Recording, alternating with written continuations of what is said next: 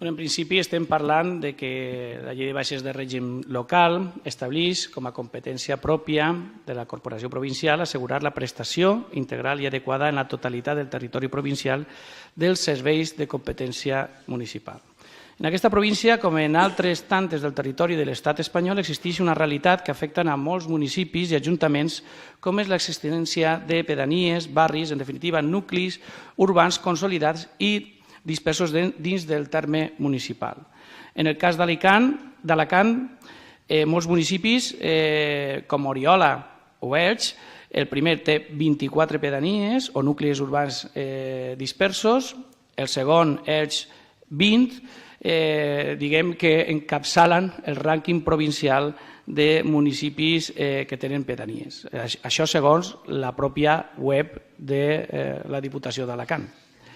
Però no són els únics municipis que tenen nuclis urbans diferenciats. Segons consta la pròpia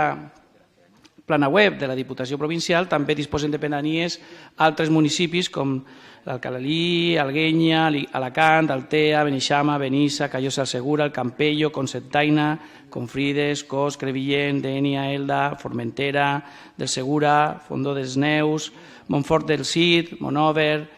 Muro d'Alcoi, Novelda, Planes, Polós, Sant Fulgencio, Sant Vicent del Raspeig, Sacs, Torrevella, la Vall d'Alcalà, la Vall de Gallinera, Vall de la Guard, la Vila, Villena, Els Poblers i Pilar de la Horadada. En definitiva, més de 150.000 habitants de la província d'Alacant resideixen en nuclis urbans consolidats i dispersos.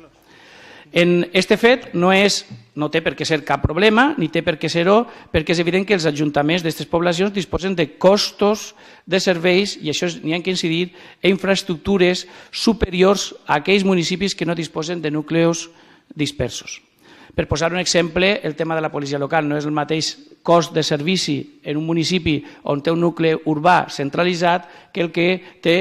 distints nuclis urbans dispersos per el municipi.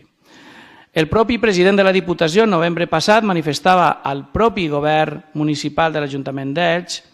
que estava dispost a estudiar las fórmulas para ver de qué manera la Diputación de Alicante puede llegar a respaldar a todas y cada una de estas pedanías, que son como pequeños municipios siguiendo con la trayectoria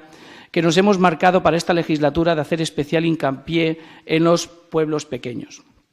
En aquesta moció el que ve és a impulsar el que el propi president de la Diputació es va comprometre, en aquest cas en l'Ajuntament d'Elx, i que aquest grup comparteix la seva filosofia. Un acord que el que es tracta és d'encomanar als serveis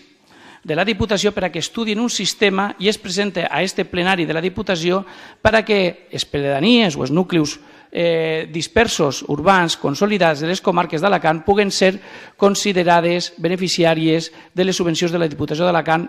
bé a través d'un programa de desenvolupament en les bases de distints programes de subvencions o en qualsevol cas també en algun tipus de factor corrector. Este grup, i acabe, no prefixa cap fórmula possible. Poden plantejar-se per aconseguir aquest objectiu en un estudi, que és el que nosaltres, i vull aclarar